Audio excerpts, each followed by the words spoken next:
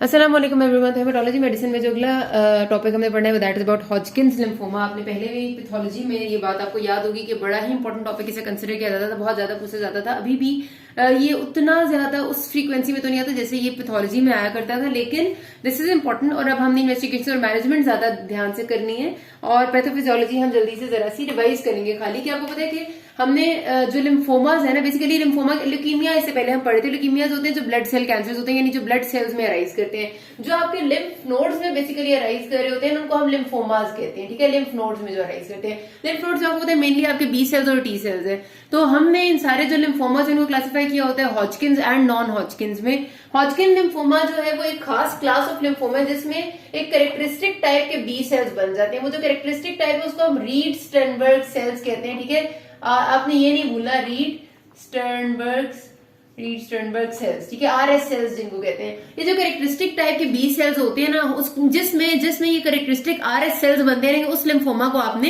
Hodgkin lymphoma कहना है। बाकी सारे जो होते हैं वो नॉन हॉजकिन लिम्फोमा में चले जाते हैं। तो नॉन हॉजकिन लिम्फोमा में बहुत सारे आते हैं, हॉजकिन आपका एक ही है। ठीक है, जिसकी हम क्लासिफिकेशन अभी करेंगे। तो रीड स्टर्नबर्ग सेल बेसिकली इस तरह का एक सेल था जो आपको याद होगा आउल्स या पेरेंट्स टाइप था, जिसमें डबल किस्म की शक्ल सी नजर आती होती थी।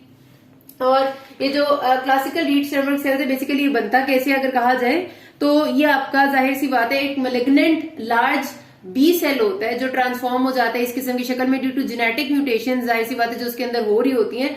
और उसके बाद इसके साइड पे बहुत सारे रिएक्टिव सेल्स ने इसको सराउंड किया होता है, वो रिएक्टिव टी सेल्स होते हैं। ठीक है, जिसके साइड पे सराउंडिंग होते हैं ना, वो non malignant normal reactive T cells होती हैं। तो ये एक आपका जो चीज है, ये कैरेक्टरिस्टिक है हॉजकिंस लिम्फोमा की। ठीक है, अगर इसके कॉज की बात की जाए कि किन लोगों में होता है, तो ये बहुत ही कोई खास कॉज आपको होता है, कभी भी कैंसर की स्टेब्लिश नहीं होती। यही देखा जाता है कि किसी एप्स्टीन बार वायरस या इन्फेक्शियस मोनोन्यूक्लियोसिस जैसे इन्फेक्शंस के बाद जेनेटिक म्यूटेशन आ जाती है और इस तरह का लिम्फोमा डेवलप हो जाता है। क्लासिफिकेशन इसकी आपने याद रखनी है, आपको याद होगा हमने पहले भी पढ़ी थी कि 5 टाइप्स का ये होता है। ज्यादा बेहतर होता है इसको इस तरह से क्लासिफाई किया जाए कि एक इसकी है लिम्फोसाइट प्रीडोमिनेंट टाइप और एक इसकी क्लासिकल टाइप है। बेसिकली जो लिम्फोसाइट प्रीडोमिनेंट है ना, इसके फीचर्स थोड़े से क्लासिकल टाइप के फीचर्स से डिफरेंट है। मतलब अगर हम क्लासिकल की बात करें तो क्लासिकल के अंदर आ रही है nodular sclerosing, mix cellularity, lymphocyte rich and lymphocyte depleted. ये सारी टाइप्स में एक बात कॉमन है कि ये सारी की सारी में रीड स्टर्नबर्ग सेल्स होते हैं, जिस तरह के मैंने आपको बताया क्लासिकल किस्म के। लेकिन जो लिम्फोसाइट प्रीडोमिनेंट है, एक तो इसमें क्लासिकल रीड स्टर्नबर्ग सेल्स नहीं होते, मतलब उतनी अच्छी शक्ल इनकी नहीं होती। और इसका जो वो इम्यूनोफिनोटाइपिंग वाला मार्कर है ना, वो भी बाकियों से डिफरेंट होता है। ये CD20 पॉजिटिव होता है। ठीक है, जबकि बाकी सारे ये चारों CD20 नेगेटिव होते हैं। तो इस वजह से हम इसको एक अलग क्लासिफाई कर लेते हैं, लिम्फोसाइट प्रीडोमिनेंट, और बाकी सबको हम क्लासिकल कहते हैं। क्लासिकल की 4 टाइप्स लेके आते हैं। ठीक है, और लिम्फोसाइट प्रीडोमिनेंट है भी उतना कॉमन नहीं है। यहां से बात की जाए तो जो यंग्स है ना, उनमें ये सबसे कॉमन है नोडुलर स्क्लेरोसिस। एल्डरली लोगों में मिक्स सेलुलैरिटी सबसे कॉमन है। बाकी थोड़े से रेयर है, उतने ज्यादा कॉमन नहीं है। कहते हैं कि लिम्फोसाइट रिच मेन में होता है, लेकिन फिर भी इतना मतलब उसको नहीं, बस ऊपर वाले दोनों ज्यादा इंपॉर्टेंट, ये दोनों है नोडुलर स्क्लेरोसिस एंड मिक्स सेलुलैरिटी। अब ये जो हॉजकिंस लिम्फोमा है, जाहिर सी बात है ये आपके लिम्फ उसमें बन रहा है, लिम्फ नोड्स में बन रहा है, और बी सेल्स इसकी वजह से एबनॉर्मल हो गए हैं। तो डेफिनेटली जब आपको एक क्लिनिकल फीचर्स देते हैं तो सबसे पहला जो आपका फीचर आता है इसमें वो रबरी लिम्फेडेनोपैथी। लिम्फ नोड्स इनलार्ज हो जाएंगे, रबर की तरह होते हैं। ठीक है, तो आपने ये लफ्ज इसका जरूर याद रखना है कि इसमें रबरी लिम्फेडेनोपैथी होती है, सबसे पहला फीचर ही होता है। अब वो रबरी लिम्फेडेनोपैथी नॉर्मली ज़रा लिम्फ नोड्स तो पूरी बॉडी में नॉर्मली जो सबसे पहले आपको अपेयर करते हैं वो नेक के रीजन वाले होते हैं। सुप्राक्लेविकुलर फॉसा जो आपका है, यानी कि ये जो क्लेविकल के ऊपर वाली जगह है जो ऐसे गड़ा सा बना हुआ, वहां पर भी आपके लिम्फ नोड्स इनलार्ज आपको मिल सकते हैं इनिशियल स्टेजेस में। ठीक है, कुछ लोग ऐसे होते हैं जिनमें मिडियास्टिनम में इतने लिम्फ नोड्स इनलार्ज होते हैं कि मिडियास्टिनल मैस बन जाती है और वो आपके चेस्ट को कंप्रेस करती है, तो पेशेंट्स कफ के सिम्टम्स के साथ प्रेजेंट करते हैं। ठीक है, एंड जाहिर सी बात है लेटेस्ट स्टेजेस में हेपेटोस्प्लीनोमेगेली तो हर कैंसर के साथ हो ही जाती है।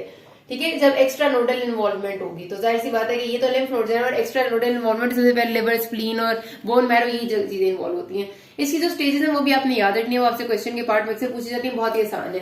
अब इसमें स्टेज 1 में डिपेंड कर रहा है कि कौन सी जगह इन्वॉल्व है। ठीक है, अगर सिर्फ और सिर्फ एक लिम्फ नोड या एक एक्स्ट्रा लिम्फेटिक साइट है, एक लिम्फ नोड से मुराद है कि एक लिम्फ नोड रीजन। ठीक है, मतलब suppose axillary lymph node of the right side, तो एक axillary lymph node region of the right side एक लिम्फ नोड रीजन होता है। तो अगर 1 लिम्फ नोड रीजन है या फिर 1 extra lymphatic site, extra lymphatic site से ये मुराद है कि लिवर, स्प्लीन या बोन मैरो, तो वो स्टेज 1 होगी। अगर लिम्फ नोड रीजन 1 से ज्यादा है लेकिन डायफ्राम की एक साइड पे ही है, ठीक है, मतलब दूसरी साइड को क्रॉस नहीं कर रहा, डायफ्राम आपका दरमियान में है ना, मतलब या तो डायफ्राम के ऊपर है या डायफ्राम के नीचे है, तो more than one lymph node enlargement या more than one extra lymphatic site होगी, लेकिन on the same side of diaphragm होगी, ठीक है। अब 3 में क्या आ जाती है आपके पास, involvement of lymph node region on both sides of the diaphragm. Both sides of diaphragm के पास जब आगे बात ना, तो आप समझ लें कि ये अब स्टेज 3 में चली गई है। इसके बाद एक्स्ट्रा लिम्फेटिक साइट भी हो सकती है, लिवर स्क्रीन भी हो सकती है, लेकिन बस जब both sides of diaphragm lymph nodes आ जाएंगे तो स्टेज 3 है।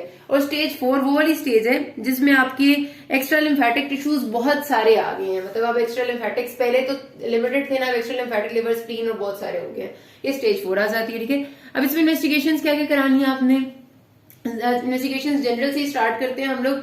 ब्लड सीपी कराते हैं, एनीमिया मिल सकता है, नॉमोसिटिक नॉमोक्रोमिक एनीमिया क्यों मिलेगा, मैंने आपको बताया कि जितने भी कैंसर और इस किस्म की चीजें जब बॉडी में डेवलप होती हैं तो बॉडी के सारे मेटाबॉलिज्म को डिस्टर्ब किया हुआ होता है, इन्हें खराब कर देती हैं, तो इस वजह से उसमें फिर जब आप कराते हैं ये वाली जनरल इन्वेस्टिगेशन तो उसमें प्रॉब्लम जरूर आती है, ठीक है। नॉमोसिटिक नॉमोक्रोमिक एनीमिया आपको मिल सकता है, यहाँ पर आपको व्हाइट सेल काउंट में हो सकता है कि इओसिनोफिल काउंट या न्यूट्रोफिल काउंट ज्यादा भी मिल जाए, ठीक है, या फिर हो सकता है कि जो लिम्फ नोड्स है, ये आपका जो लिम्फ काउंट है, आई मीन लिम्फोसाइट्स का काउंट है, वो भी कम मिल सकता है, लिम्फोपीनिया भी मिलता है, तो इस वजह से ना थोड़ी सी वेरिएबल पिक्चर है। ये सार नॉर्मली रेज हो जाता है। RFTs इसलिए हम चेक कराते हैं ताकि हम देखें कि हमने जो मेडिसिन देनी है वो सारी किडनी में बहुत इफेक्टिव होती है, किडनी को बहुत असर करती है, मतलब ज़ाहिर है कीमोथेरेप्यूटिक ड्रग्स होती हैं, तो किडनी फंक्शन कैसा है। LFTs कई बार पहले से ही डिरेंज हुए होते हैं, ठीक है, जब लिवर में एक्स्ट्रा नोडल मेटास्टेसिस हो जाता है ना तो ये डिरेंज हो जाते हैं। LDH अगर रेज है तो ये पुअर प्रोग्नोस्टिक मार्कर है। चेस्ट एक्सरे हम मेडिएस्टिनल मैस के लिए और चेक करने के लिए कि कितनी मेटास्टेसिस हुई हुई है। CT स्कैन सबका कराते हैं हम, head and neck, abdomen, pelvis, ठीक है, ताकि वही वाली बात है कि मेट्स को देखने के लिए पेट स्कैन जो होते हैं ना, पॉजिट्रॉन एमिशन टोमोग्राफी, ये भी अच्छा होता है आपको स्टेजिंग के लिहाज से, मतलब अगर आपको CT स्कैन से बेहतर नहीं पता चला तो आप पेट स्कैन कराएंगे। और लिम्फ नोड बायोप्सी से आप लिम्फ नोड जब लेंगे एग्जैक्टली तभी आप उसके सेल्स बना के देखेंगे तो आपको कंफर्म पता चलेगा कि कौन सा ट्यूमर है, मतलब हॉजकिंस लिम्फोमा है। अब मैनेजमेंट, इस मैनेजमेंट में सर्जरी का कोई रोल नहीं है, बिकॉज ये एक ऐसा कैंसर है जिसने डेफिनेटली बहुत सारे लिम्फ नोड्स को इन्वॉल्व किया होगा। आप एक को निकालेंगे दूसरे में गया हुआ होगा तो फायदा नहीं है। जो इलाज है वो रेडियो कीमोथेरेपी है, ये बात याद रखिए, अगर सर्जरी को इसके इलाज में भूल जाए, ठीक हो गया। जो स्टेज 1 और 2 है उसमें आपने करना होता है रेडियो एंड कीमोथेरेपी दोनों। कीमोथेरेपी की जो अब रेजिमेन प्रेफर की जाती है वो ABVD रेजिमेन है। ABVD stands for doxorubicin, bleomycin, vinblastine and dacarbazine, ठीक है। यहाँ पर मतलब वो वाला है जो डॉक्सोरिबिसिन वाली जगह पर है, डॉक्सोरिबिसिन, ब्लियोमाइसिन, विनक्रास्टीन एंड डाकार्बोजिन, ये आपने पक्का याद रखने, नाम भी इनके याद रखने। तो जो स्टेज 1 और 2 उसमें हमारी कोशिश होती है कि हम 2 साइकिल्स देते हैं ABVD रेजिमेन के, और उसके बाद हम चेक करते हैं जो इसका प्रोग्नोसिस है ना वो CT एंड पेट से चेक करना होता है, CT scan and PET scan से। अगर उसके बाद हमें अच्छा प्रोग्नोसिस मिल रहा है और डिजीज बहुत कम हुई हुई है तो कई बार ऐसा होता है कि हम रेडियोथेरेपी को ओमिट भी कर सकते हैं, वरना 20 जो GY आपकी यूनिट्स है उनकी रेडियोथेरेपी आप देते होते हैं।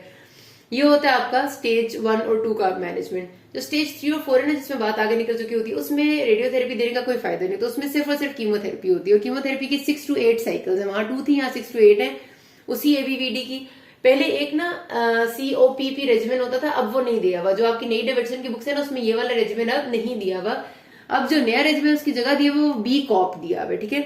BCOP के भी अगर आप नाम याद रख लें तो अच्छी बात है।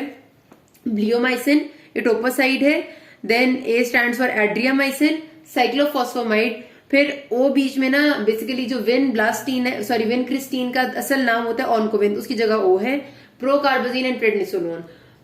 इसके नाम नहीं याद होते तो इट्स फाइन, खाली BCOP रेजिमेन लिख देना, इसका नाम जरूर याद रखना, ठीक है। डॉक्सोरिबिसिन, ब्लियोमाइसिन, विनक्रिस्टीन एंड डाकार्बोजिन, ये नहीं भूलने। तो मैं बता रही थी कि आपकी जो कुछ पुरानी बुक्स है ना उनमें कई बार लिखा होगा खाली COPP रेजिमेन, तो वो ना लिखेगा, फिर मार्क्स कट जाते हैं। नई बुक्स में BCOP रेजिमेन है कि ये अब ज्यादा बेहतर समझा जाता है क्योंकि ABVD वाले में से कुछ चीजों से टॉक्सिसिटी ज्यादा होती थी। BCOP लेस टॉक्सिक है। जो बिल्कुल रेजिस्टेंट लोग होते हैं उनको आप बोन मैरो ट्रांसप्लांटेशन देते हैं, ठीक है। बस इतना बात याद रखिए, स्टेज 3 और 4 में रेडियोथेरेपी नहीं देनी, सिर्फ कीमोथेरेपी। यहाँ पर बात खत्म करते हैं। किसी को मसला हो कि नास में। Thank you.